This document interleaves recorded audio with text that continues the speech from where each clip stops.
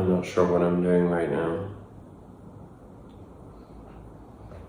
Okay, now I do. Oh hey, yeah, that's right. We're doing our weekly. Well, we're doing it a little bit differently this week. As you can see, my environment is definitely very different. And I have to wear this thing on my head because honestly, I need to get my hair cut and it's just unruly and not good right now. Who cares? Pisces is the essence of this time, right? Our new moon in Pisces just happened, well, actually just about 12 hours ago when I'm recording this, and it was a moment of clarity and epiphany for those of us tuned into that, so hopefully you picked up on that in your own communicative externalization of process and evaluation. The Sun is conjunct Neptune right now, and we needed some good Neptunian energy, and this is an auspicious breakthrough on all of the mysteries and illusions and well, it's just a breakthrough, essentially, a much needed breakthrough after what's felt like years, and actually possibly is years, of being completely gaslit, misled, mystified. There's this sense that we've understood what's happening in our world. We've understood the multiplicity of interdimensionality, and we've understood the vastness of the expansiveness of our terrestrial existence, and also how tiny that is in the grand scheme of things when taking into consideration the infinite nature of our being, and the fact that however we want to see it, I understand it in a certain way, and it's the best way that I can express and explain how I intuitively understand life force, and that is that we are so vast that we exist in infinite variations on the very moment in which we are living. Obviously not consciously, and obviously not physically in the same body. That's something that we can't really explain or understand in our time-space reduction. Nor would we want to, because with our little pea brains and the little limited amount of brain that we actually use, we'd be very confused and very discomforted by that. So, I won't spend too long in the metaphysical and the quantum, but I think it's important to explore that individually in your own time with this Neptune Sun Conjunction, because that's what this is, an opportunity, a breakthrough in understanding and solidifying that process into a philosophical foundation for what lies ahead and what you're going to build for yourself.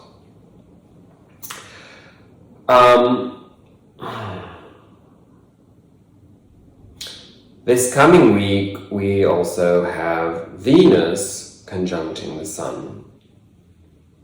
And this will go on for a little bit longer. It's not just a minor transit. It's an influence for about a month, a little less than a month. And again, it's hard for us to actually even relate to what that means for us, because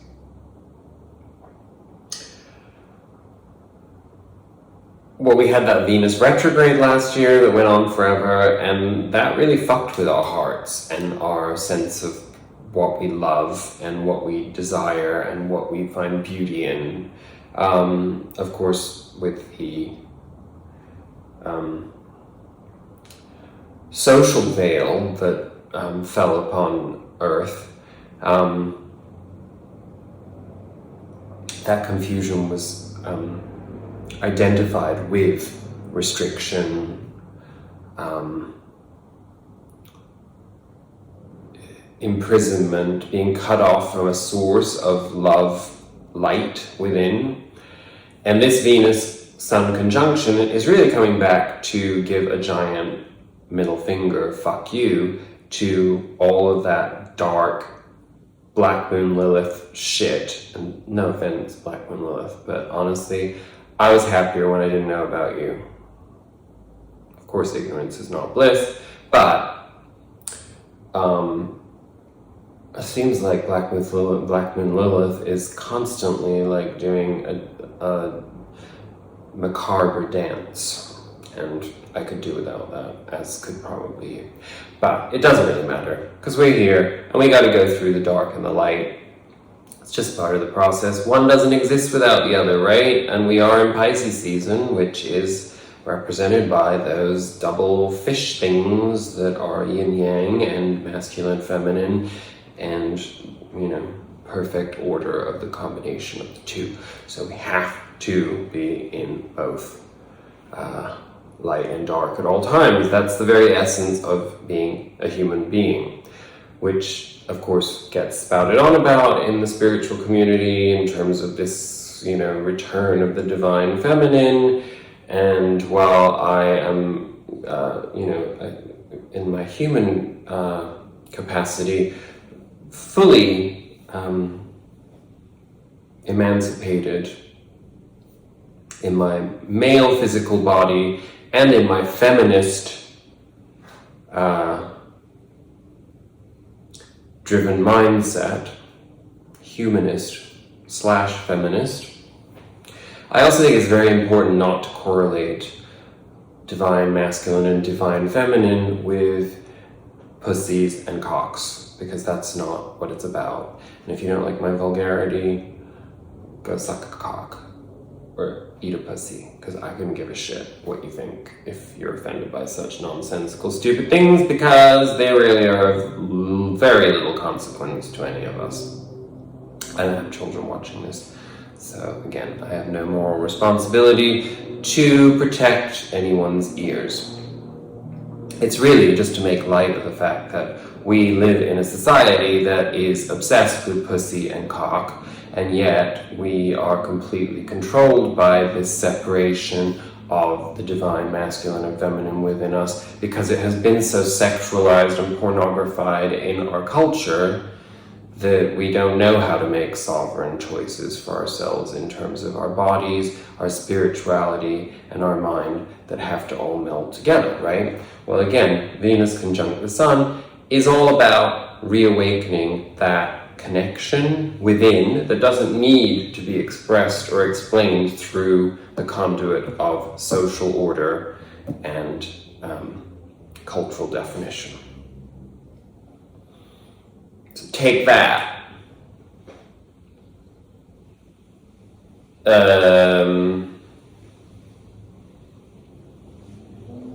Anyway, it will be very interesting to reawaken to that stuff, because I think that all of us have been quite deadened on many levels when it comes to that part of ourselves. And those that haven't are usually sex addicts, and they really don't understand their trauma at all. And so they walk around thinking that they're emancipated when in fact they are totally self-destructive and really dragging the earth down into the doldrums of the grotesque. Again, I'm full of opinions, because that's also what this new energy is all about. We're coming up to Aries season. Once we graduate from this Pisces season, that's where we're headed. And given that I am a sun fire sign, I get sprightly with those burgeoning energies. And that's really what this whole reading is going to be about, because it's really what all the energies are about. It's about, it's judgment, it's rebirth, it is letting go of all of this nonsensical Piscean residual gooey, sticky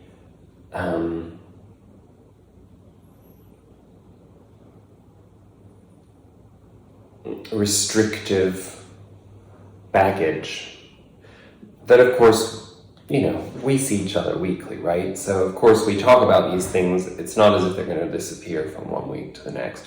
We've been on this journey for a while now, and hopefully you're able to recognize progress in yourself. But this is kind of a big deal. This is a big graduation point from that. It's really time to let go of your victim mentality. It's time to let go of all of the stories that you've basically held on to that defined you up until now, because that's not who you are anymore. And if you're feeling uncomfortable in your life, if you're feeling out of alignment with yourself, out of alignment with your job, with your activities, with the people in your environment, it is because you are out of alignment with them, and you're not giving yourself the permission to make space for something new. You have to do that. It's like you have to sacrifice in order to receive. You cannot hold on. And we're going to see all of this in the reading because it's very self-explanatory this week. Certainly I can relate to that 100%, and I know that I've expressed this to you guys before in the past when I've talked about, after having left the United States for a period of time, I went back to an essence of my, a fraction of my roots to face trauma, to face all of the things that could only exist up here because they were so tangibly far away. And when I went and did that, I went through a total unraveling. I didn't understand how brave and courageous what I did was while I was experiencing it, but I do now. And it was horrific because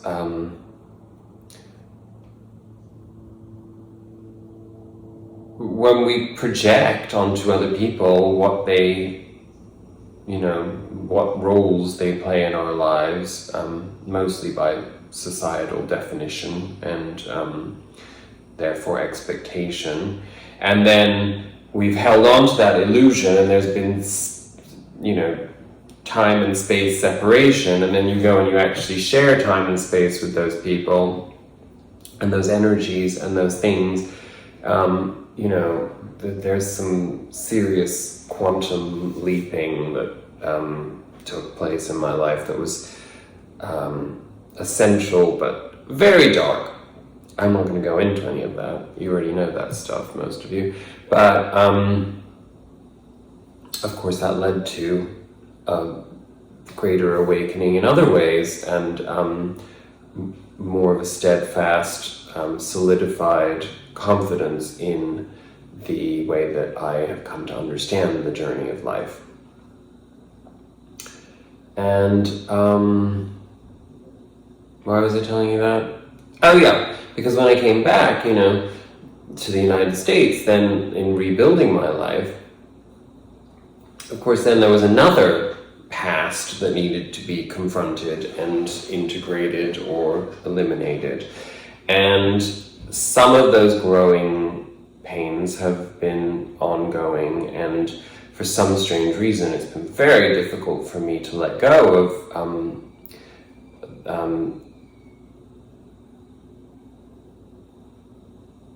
that poverty consciousness that has kept me feeling like the little that I have, I had to hold on to.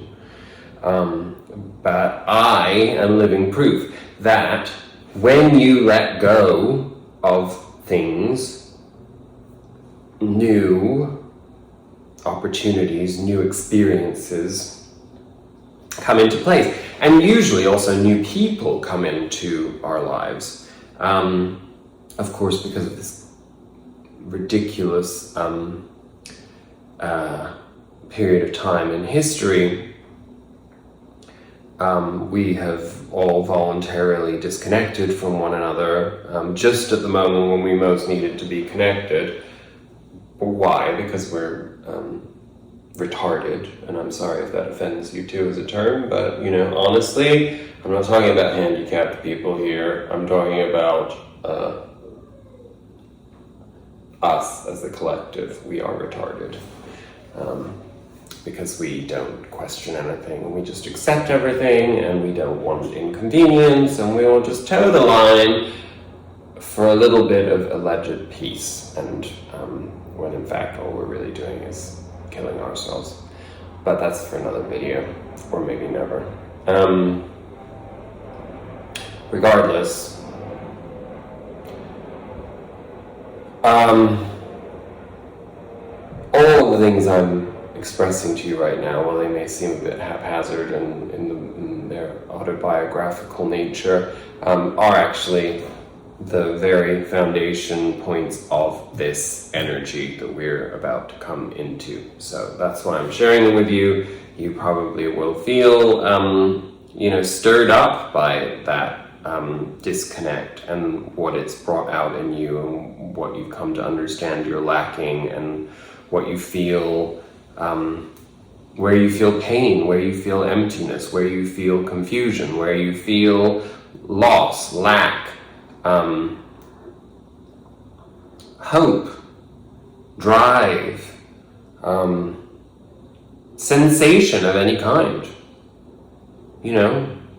What you feel is, in Pisces season, very much a manifestation of something that you need to integrate.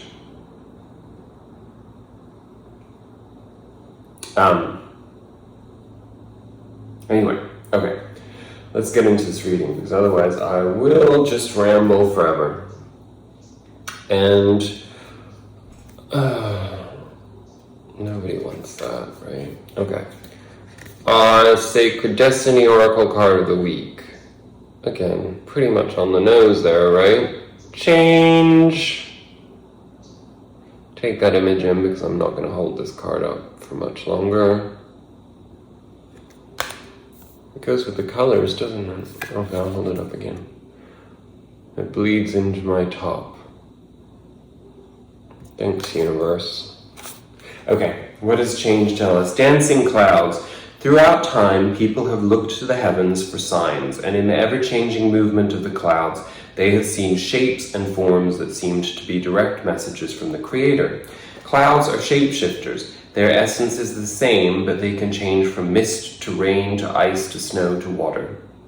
The transient nature of clouds lends to the understanding that life is transitory and ever-changing. The sacred landscape wants you to know it's okay to change your mind.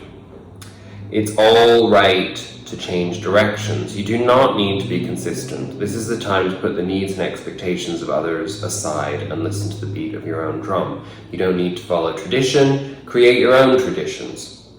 You are free to express yourself and let your spirit fly. Be daring. Go beyond predictable behavior. Just because something has always been done a certain way doesn't mean that it needs to continue to be done that way. You can't control the exact circumstances of your life, but you can control what meaning you give to them. Select meanings that empower you, for this is the time to be carefree, wild, and unpredictable.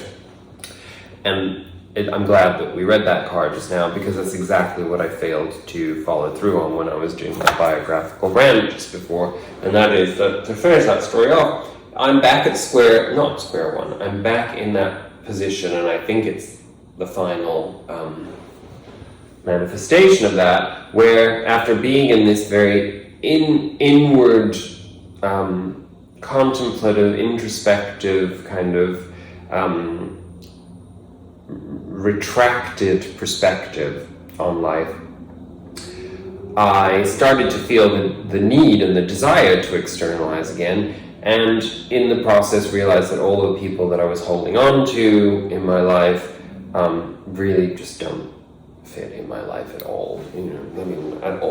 At all. Like there is literally nothing about these people that I am interested in, that I want in my life, and mainly because of one thing, and that's that none of them actually has any interest in me. They literally do not see me for who I am. And I cannot emphasize how absolutely absurd it is, and I'm fully aware of that I would allow to have myself to have people in my life, and not just one, but a multitude of people who do not honor me in any way whatsoever for who I am. They don't talk to me about things that I'd be interested in. They're not interested in asking questions. They're not interested in exploring anything about who I am.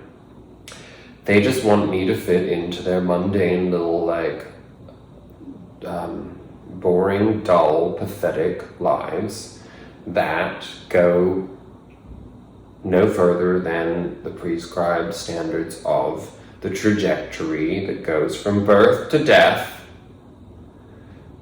via the accumulation of materialism manifest.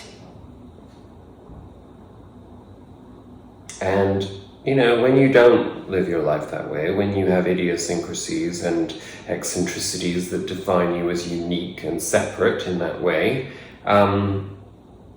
which of course the irony being that if we stripped away all of those things, we would be completely in union with each other, right? That's a very scary place to be, to have to stand on your own 2 feet and stay strong and declare your independence and grow. Do nothing but grow, because that's the only thing that we're here to do, is to learn and grow. Because you will have a multitude, infinite other experiences of life, or you've already had infinite experiences of life. There's no measure of that, is there? And there's certainly no recollection of it that we have access to as human beings in our conscious being. So that's what you're here to do. It's like you don't go to the bank needing $100 and only take out 50 and then wonder where the other 50 went. That's how most people live their lives. Not me. And maybe by their standards, I'm a failure, and maybe I will die in poverty in their defined sense of the term, and so on and so forth. But I will have had a journey that will have been unique. And can you say the same thing about your life? And do you want to say the same thing about your life? And if the answer to that is no, ask yourself why. It's essential to ask yourself why you don't want those things, or why you're afraid to have those things, or what gets in the way of those things. And again, we're going to explore that in this reading because it keeps coming up. I keep seeing the cards in front of me that you can't see. You can only see the bottom ones maybe, but anyway. Our spirit animal oracle card of the week is, on the nose again, cat spirit number 13. Claim your independence. Did I not just say that? What is the oracle message of cat spirit? When cat spirit meows, she is calling you to claim your independence, allow for some space between you and others in your life. Yeah. The only way you can grow in all your relationships now is to have a healthy sense of self-respect and self-worth. When you walk with dignity, knowing who you are, self-aware and willing to grow, trusting the value you bring, the world will mirror all this back to you in kind. When you say no to codependency and enmeshment, live and let live, practice taking risks as you wander into new territory for you, cat spirit rejoices.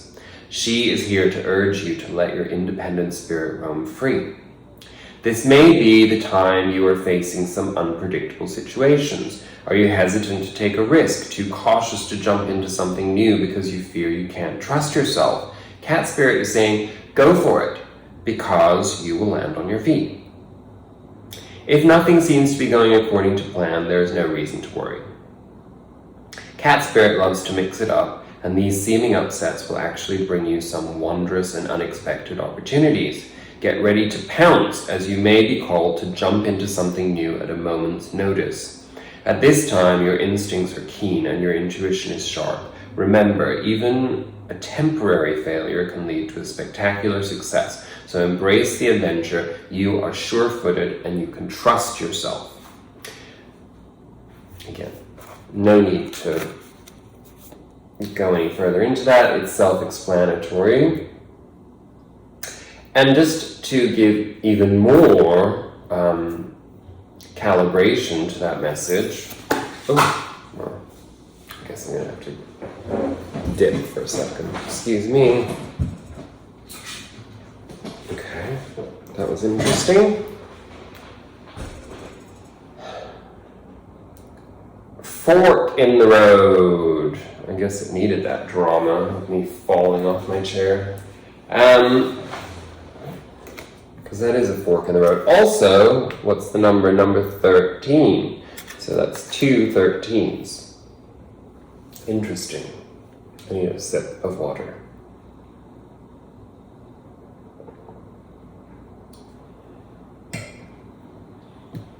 Where's the book? Oh, here it is.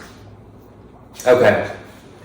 What does fork in the road tell us? The essential meanings are that it's time to make a decision, considering the consequences as you prepare to act, owning up to your obligations to make a necessary choice. The oracle's message is that every choice has a consequence.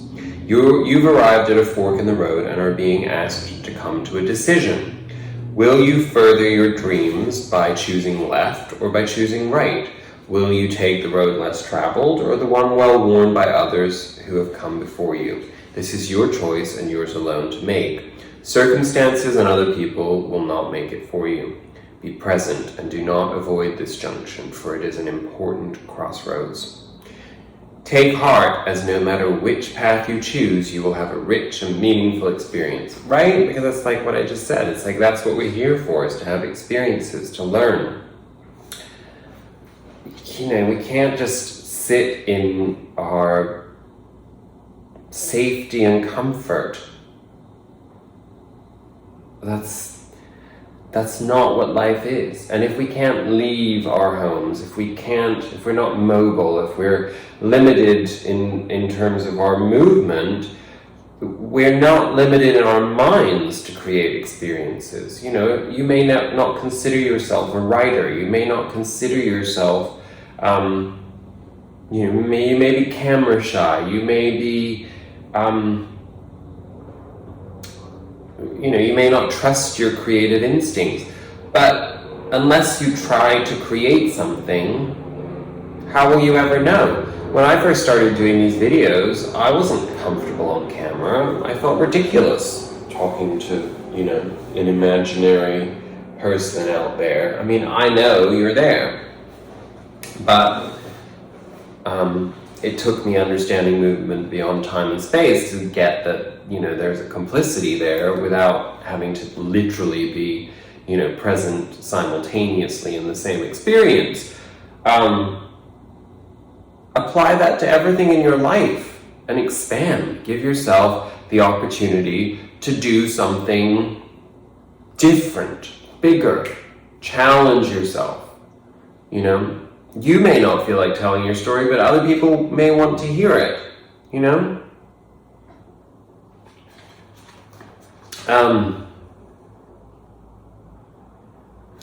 I'm going to read the relationship message just because I think that there's something to that. It certainly is going to serve me because I do have to do some chopping. You've reached a moment of truth in the evolution of your relationships. Which will you choose? To open up to the possibility of love or to remain isolated? To go deeper and commit to mutual passion or to walk away? This is a time to take responsibility for your truest desires and follow them. Be honest with yourself about what you're willing to do, invest, and give. Then choose. You cannot make a wrong choice. If you move forward with a relationship, know that it will be based in truth and authenticity. You will have made a conscious decision rather than simply hanging on because you don't want to be alone. Or ending things because you're afraid of the intensity of genuine connection. All roads lead to the lessons you must learn in your relationships. Regardless of the decisions you make, it will place you on the path to a truer experience of the heart. And that's how it is for me. Like, when I say that I need to cut people out of my life, you know, it's not in a vindictive way. I've actually bent over backwards, bent myself into a pretzel. I've done everything possible in order to try to figure out ways to make certain relationships with certain people in my life work, predominantly friendships. But if one thing I learned from going no contact with my own father is to be expressed here, and I may have touched on this in the past, but let's call a spade a spade. It's because I tried for so long, and I was gaslit so many times into a false sense of security or progress, and then, you know, had the door slammed in my face over and over again, and was never recognized or acknowledged for my worth or for my experiences or for my feelings or for the massive trauma that a child experiences when not loved by a horribly narcissistic, traumatized parent, and one who you know, expresses their repression through anger and violence and self-destruction and dragging everybody else down in the process and stealing my identity, suffocating my identity development and growth, instilling self-loathing in me because of my sexuality, like everything about this person that I, in the pureness of my heart, tried to forgive and forget and move beyond over and over again. And the reality is, if that person doesn't change at all, you know, forgiveness is not about the other person. Forgiveness is giving ourselves the space to move on. That's what forgiveness is. And that's what I have to do. I have to forgive myself for my inability to be so selfless, to be totally selfless in my approach to people in my life who don't serve me and who like make me not actually feel very good about myself, because I feel invisible, because they don't see any of the things that I am. I have to forgive them for not being able to recognize those things in me, or for not knowing how to handle them or integrate them in a healthy, loving, kind, generous way. And then that fusional forgiveness paradigm is what allows us to cut the cord and move on, you know? And I have to do that because I have to make space for things that actually, you know, I deserve to have in my life. True love. And I don't mean romantic love, although why not? But also true love as in unconditional friendship, unconditional, there doesn't even have to be a label put on whatever it is. It's just that connection with another person, you know, where you're seen for who you are and you're honored for who you are, and you in turn wish to do exactly the same thing for the other person. That is healthy. That is normal. not this bullshit like relationship toxicity that our culture has taught us to adhere to.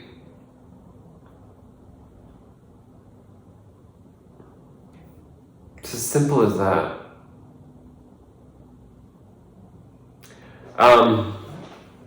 Our direction cards to describe the week to come. We got two. We got the World, card of ending, karmic cycle ending, chapter of our lives ending, and the Page of Pentacles, a new opportunity coming in for us for the new growth. And obviously when we end a cycle and we start a new one, we have to have a pentacle given to us in order to move forward. We'll explore what that is when we get there. We have a 9-card spread, past, present, future. And I will also look at these vertically as much as horizontally because they all kind of like speak to each other. So let's start with the horizontal. So we'll do our past right now. I haven't taken any clarifiers on these. Once we've gone over the general spread, I'll go in and take a couple of clarifiers there. But in our past, these are the foundation energies. We have the Ace of Wands. So this is the heart-on card. You know, like you've got a massive boner for something. That's your driving force in life.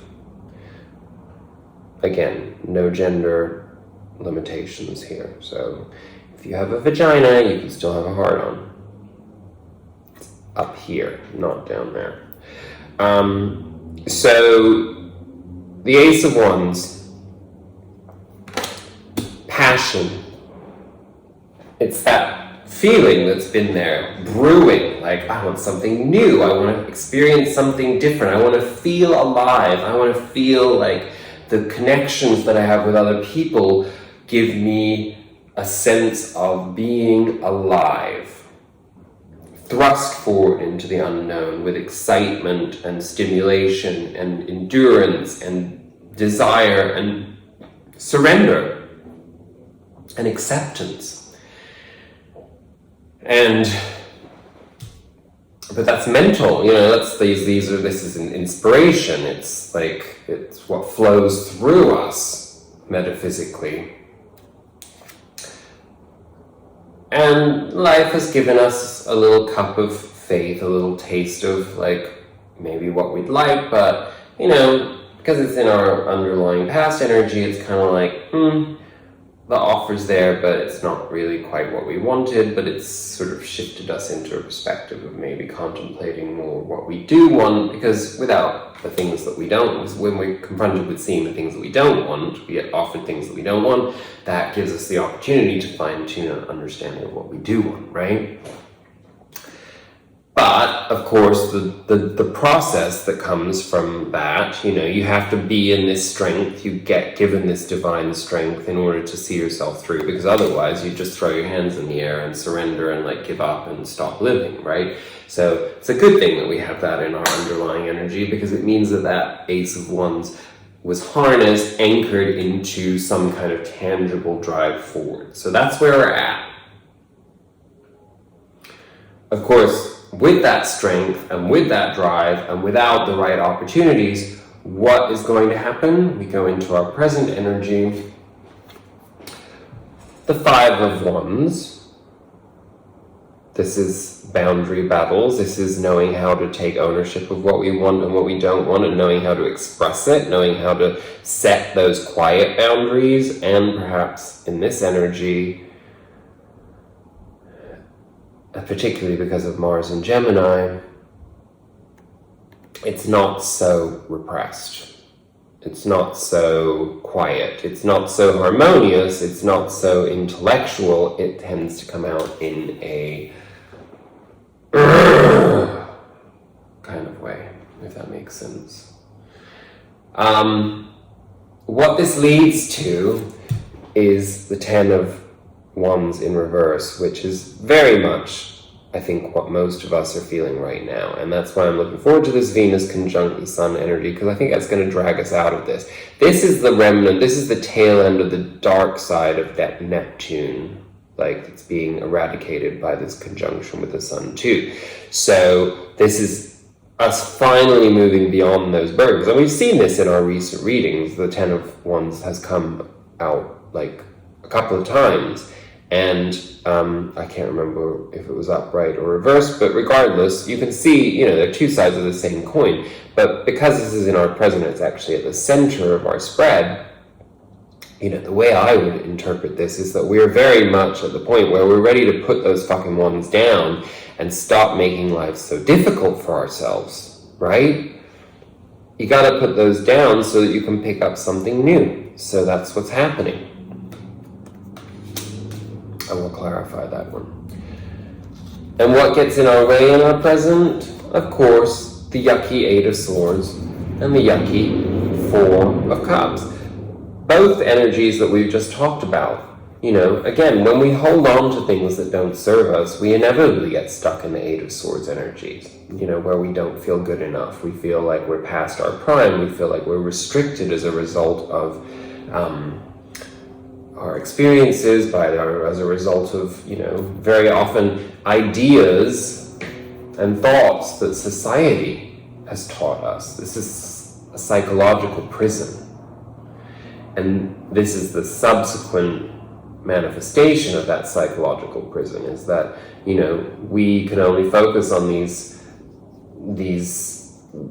seeing these three cups here that we've already acquired and kind of being like, I'm not really interested in those, but we're so focused on what we're not interested in and how uninspired we are, that the divine cup that's come in to be offered to us, we can't even look at it because we've gone inwards. We're stuck in these swords. We're like, blindfolded, only focusing on like, oh my God, this happened to me and this happened, and then when I do this happens to me, and when I do this happens to me, and oh, the anxiety, oh, the frustration, oh, the fear, oh, the panic, whatever it is, oh my God, I can't face any of my subconscious fears. I can't even dip my toes in.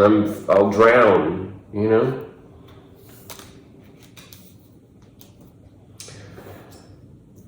Well, when you have to go through that, which is apparently what we're kind of going through right now, and again, some of us might have already started to move out of that. I certainly am moving out of that rather than moving into it, so I imagine that's the same thing for you guys in a timeline way.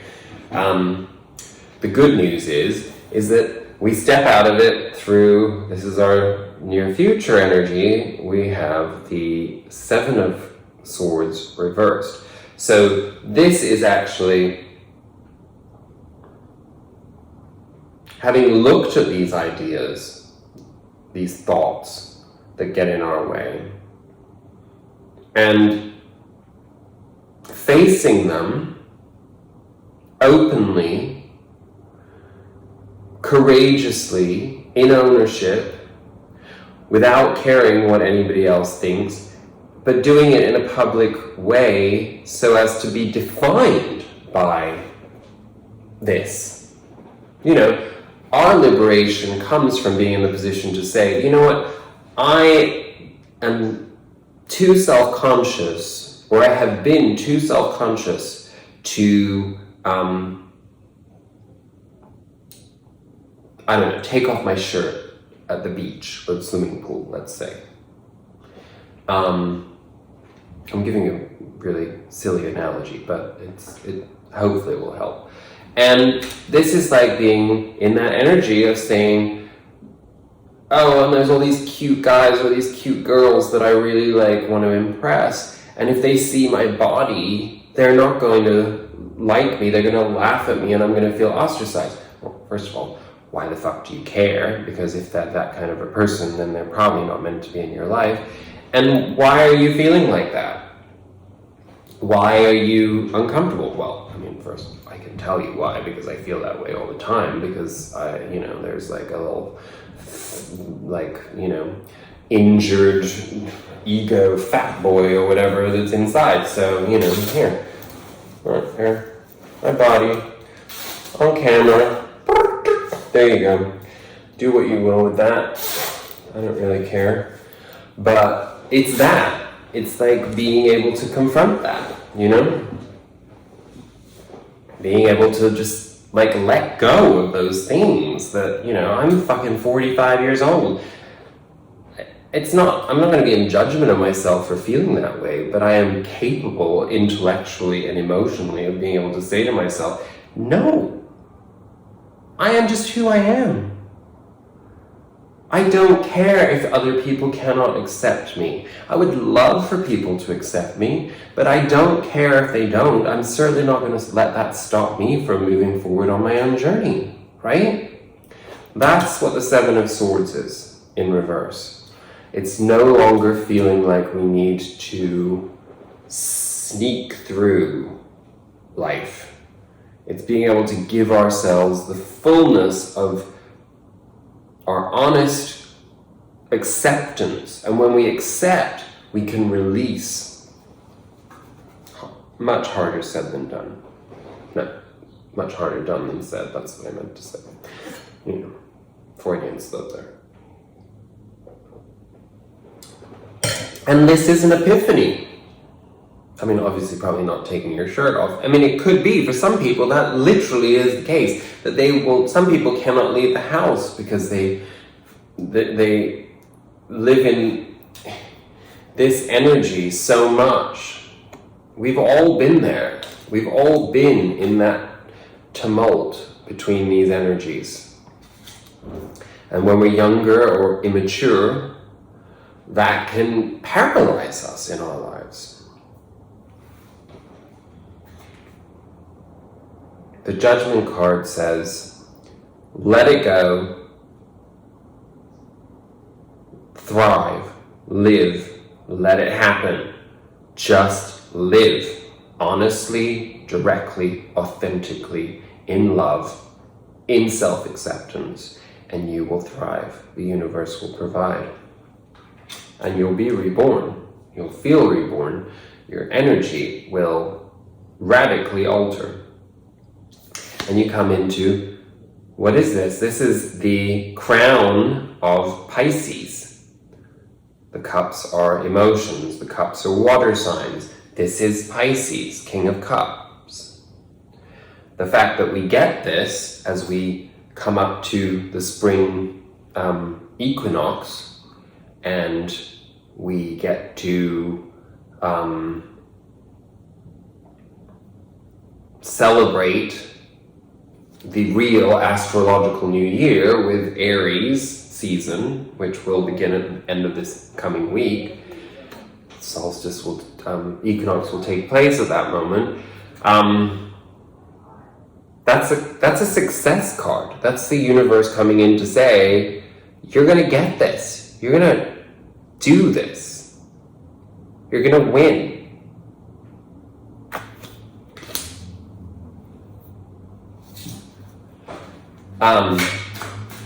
Oh, I said I was going to do these vertically too, so let's just do that quickly. This video may end up being longer than I anticipated. So, what do we have? We've got the Ace of Wands, we've got the Five of Wands, and we've got the Seven of Swords in reverse. So when we look at it this way, it gives us a different, more internalized process because of the fact that you're joining past, present, future together. So the Ace of Wands is the inspiration behind it. The Five of Wands is how that manifests in the outside world. And the Seven of Wands is the takeaway from that. So that's pretty straightforward. The Boner card forces us into confrontation with what doesn't work, taking ownership of ourselves, taking ownership of our worth, not looking to other people to give us that validation and permission, and then subsequently, we don't have to care what anybody thinks about us. We can walk in pride with our head held high, not caring if people laugh at us, or if they're not accepting of us, or not seeing our worth. We just move on because eventually, we will find our tribe, whatever you want to call it. Then we have Page of Cups, the Ten of Wands reversed, and the Judgment card. So what's that inner process? You know, this offer comes our way.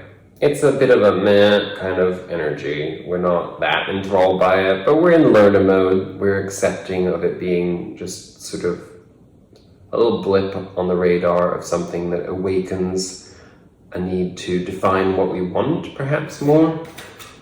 But then we discover that the only way that we're actually going to really receive what we want is if we put down all of this fucking baggage and stop like being a martyr to our own cause and our own limited ideas of what our capacity is.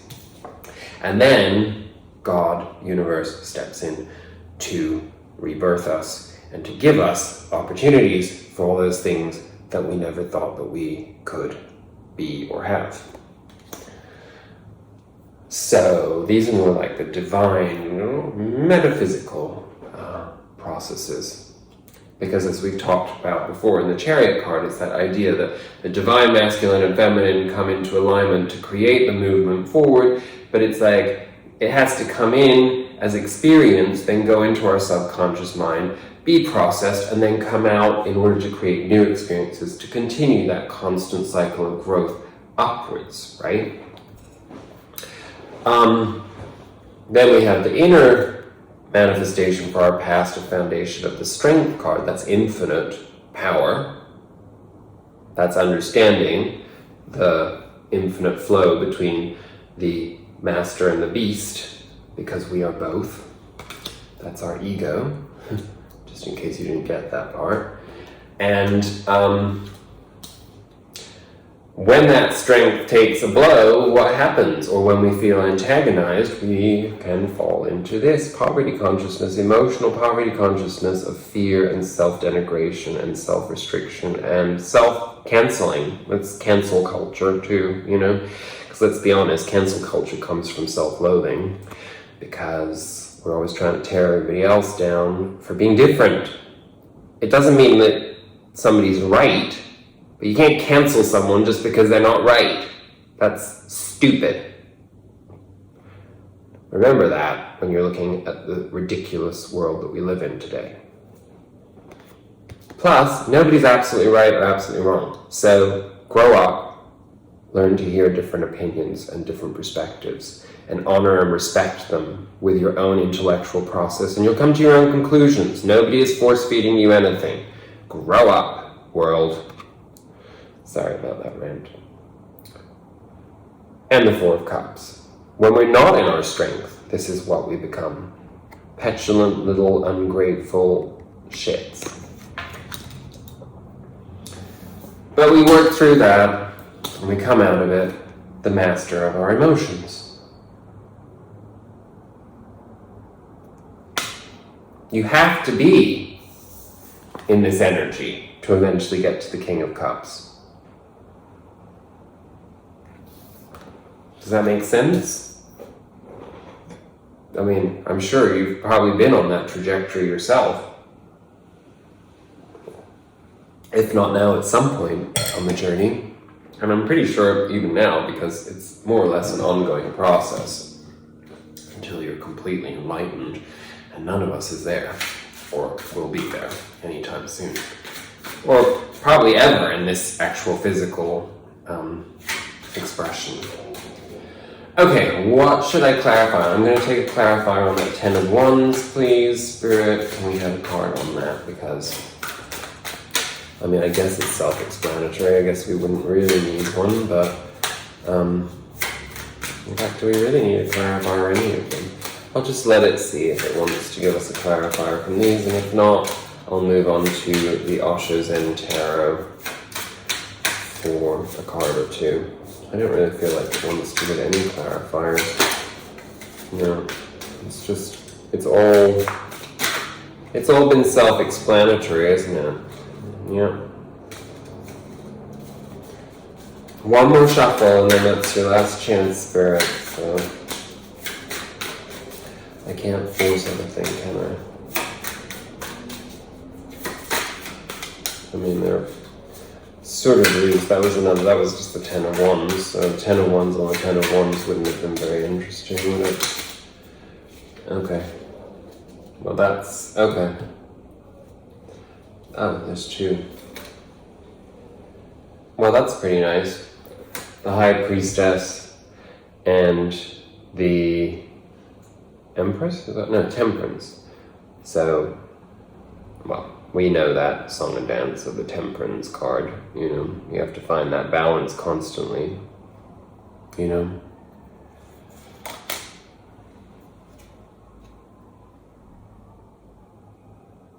I guess the message is to be in balance with our spiritual practice, because the High Priestess is reminding us, and she came out underneath the Temperance card. So it's a reminder that, you know, when we put down those 10 wands to let something new in, as long as we are in our spiritual practice, as long as we're meditating, as long as we're grounding ourselves, as long as we're being decent to ourselves and caring for ourselves, we will always be divinely guided.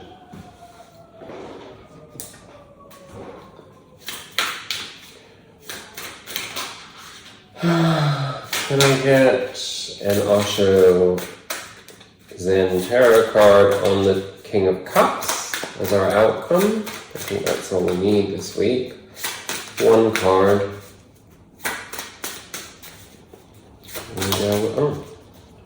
Well, that's interesting. Oh, two. Okay. Well, let's see what they have to tell us. We got the Rebel and Morality. Well, let's take the Rebel first, because that was what was on top. I have no idea what that is. The Rebel, the Rebel, the Rebel, the Rebel, the Rebel, the Rebel, the Rebel, the Rebel, the Rebel, the Rebel, the Rebel. It's really hard to say that over and over again. The Rebel, the Rebel, the Rebel, the Rebel. The Rebel?